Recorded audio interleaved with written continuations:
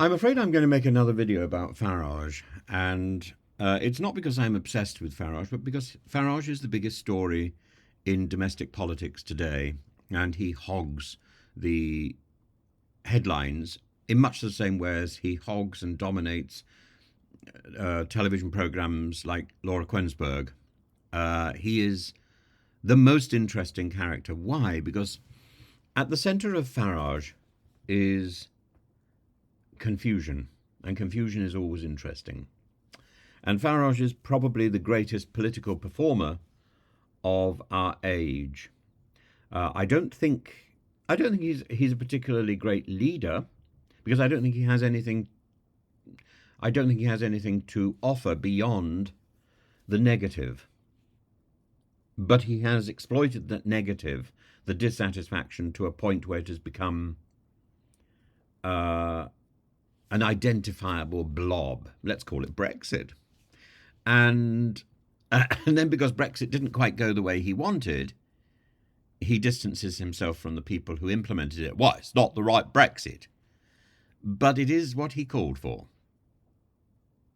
And so this is about, and the same thing is true of the Musk issue.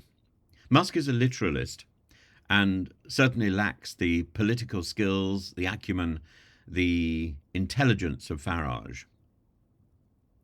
But by getting Musk involved, you open the door to that literalism, and I think Farage must be feeling very silly at the moment, because the two things, Musk's money and the literalism, come together. So this is about political manoeuvring, ideological flirtation, and the uneasy marriage of tech billionaires and populist politics. And looking into this fascinating, albeit murky nexus of Farage, Elon Musk, and far-right agitators who linger in Reform UK's shadows, right at the top, bubbling out and screaming for attention, is a man called Martyn Heale. Don't forget this name, Martyn Heale. Nigel Farage, the ever-charismatic architect of Brexit, and now the leader of Reform UK, has long tried to sanitise his image. Yet his association with figures like Martyn Heale, the former National Front activist who once called the National Front a bit of a social club, reveals a legacy that Farage cannot fully escape, and it's that which is important. Farage is spending all his effort trying to whitewash his past and whitewash his institution. And it's figures like Martyn Heale who tell us what is really going on. Heale's role in UKIP as Farage's campaign manager in Thanet. The last time Farage stood for a seat in Westminster, Martyn Heale managed the process. Martyn Heale, this man who had a background in the National Front. And anybody who got involved in UKIP in a sort of institutional way was asked if they had a background in the National Front. If you have a background in the National Front, you're not allowed in. But Martyn Heale was about as close to Farage as you can get. And Martyn Heale's National Front background is documented with photographs and facts. A bit of a social club. Heale was not peripheral to UKIP. But like so many people in UKIP, and I saw them, by the way, the background boys with their background in the BNP and the National Front and later the EDL, these people were running the show. Martyn Heale was central. He masterminded campaigns while attempting to downplay his past as a leader of a far-right group infamous for its violent rhetoric and its extremist agendum. And Farage has since tried to distance himself from such figures, dismissing the Tommy Robinsons of the world as not part of my movement. They're central to his movement. And Reform UK's voter base and organisational backbone has often intersected with elements of the far right. It's true that Reform UK attracts a lot of ordinary people, a lot of disenfranchised conservatives and frustrated people from the left, from the Labour Party, who want to see action about particular issues, particularly action on immigration. But underneath those and threaded through Reform UK is the same National Front, UDL, BNP, the same extremists operating under the patina of legitimacy. The marketing, the strategy, the grassroots agitation that is so integral to Farage's electoral success are the handiworks of individuals whose ideological roots trace back to groups like the BNP and the National Front. So you shouldn't be surprised when elections turn up and there are people who are exposed for their extremist views. Why? Because those are the people who somehow or other bubble out, who haven't been fully controlled by Farage's manipulation, by Farage's skill. They haven't been completely silenced and submerged into the background. Elon Musk's arrival on the Reform UK scene, therefore, adds a peculiar twist. Musk is self-confessed, a self-proclaimed champion of free speech, a literalist. Musk reinstated Tommy Robinson's account on X, formerly Twitter. I agree with that, by the way, and amplified his calls for justice. Robinson, this founder of the EDL, founder of the English Defence League, a poster child for anti-immigrant vitriol, has found an unlikely ally in Musk, who publicly endorsed his documentary despite its defamatory content and its overt misinformation. I don't think Robinson deserves jail time in the same way as I don't think Assange deserves jail time. And both of them are there partly because there are problems with the British legal system.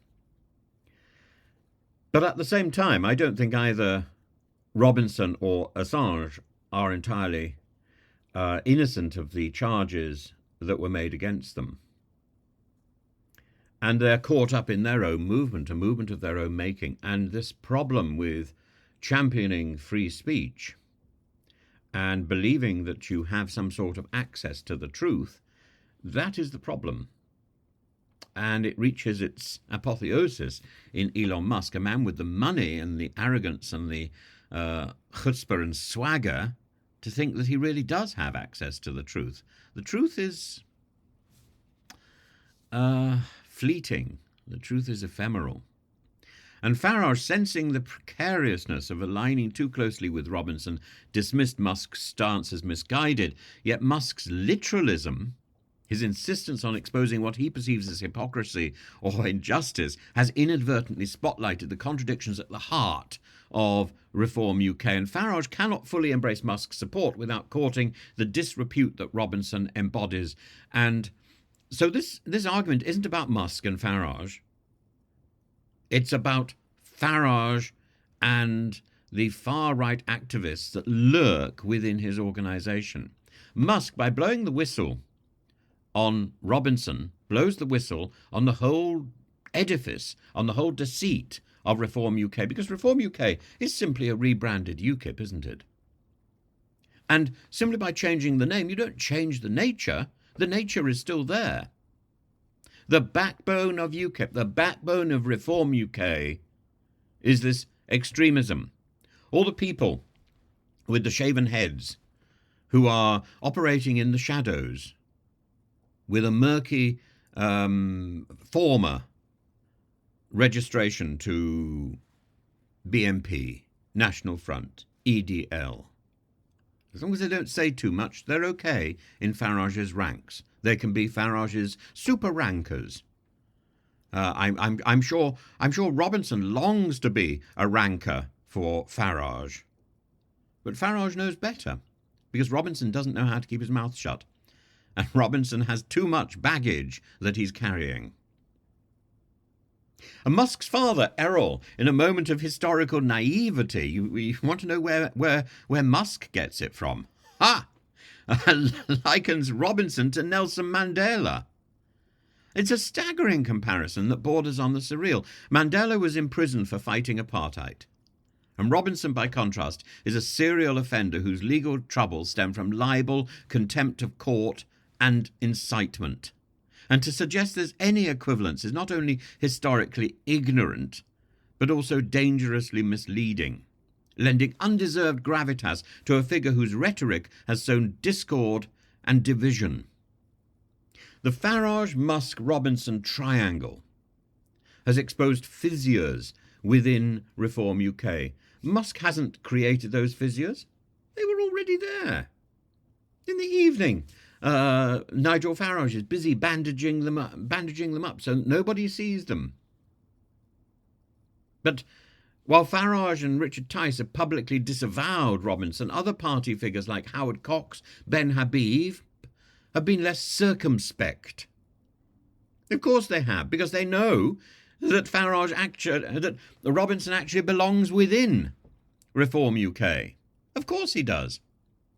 And their willingness to engage Robinson's supporters reflects a pragmatism bordering on cynicism. Reform UK knows that it must appeal to a broad coalition, even if that coalition includes those with far-right sympathies. Because that's how Reform UK, and UKIP before it, was born.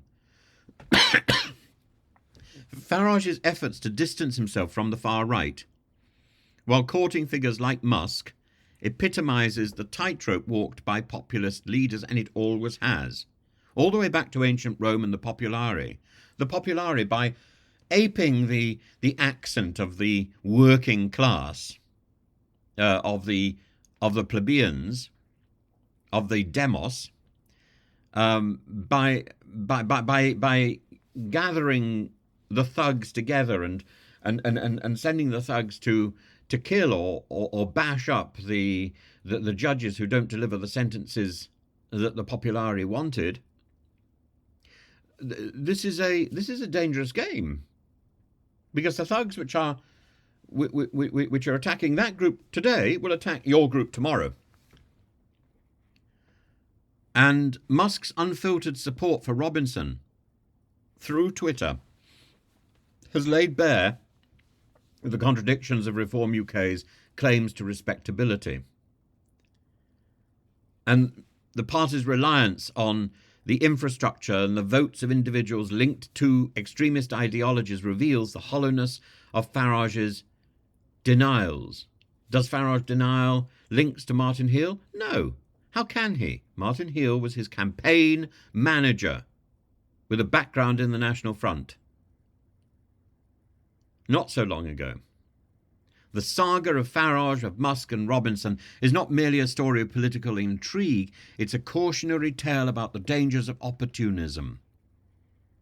In their quest for influence, both Farage and Musk have flirted with forces that threaten the very principles of democracy, and that democracy that they claim to uphold. And one wonders how long this uneasy alliance can last before the contradictions implode. It's not the uneasy alliance between Musk and Farage, it's the uneasy alliance between the far right and the acceptable.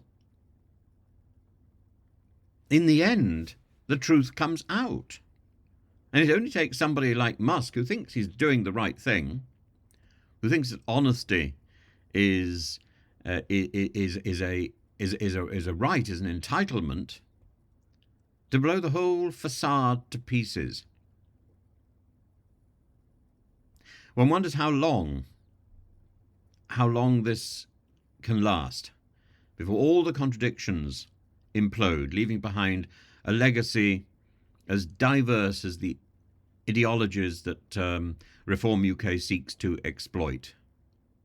Reform UK is not the equivalent of the Trump Republican Party.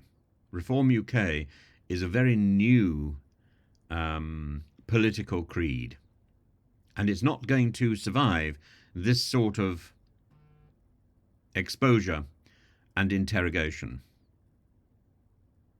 And I think it's not that Farage will be replaced. It's that if Farage becomes irrelevant, Reform UK dies. And that's fine with me. But it's when you talk about Farage, always remember Martyn Heale.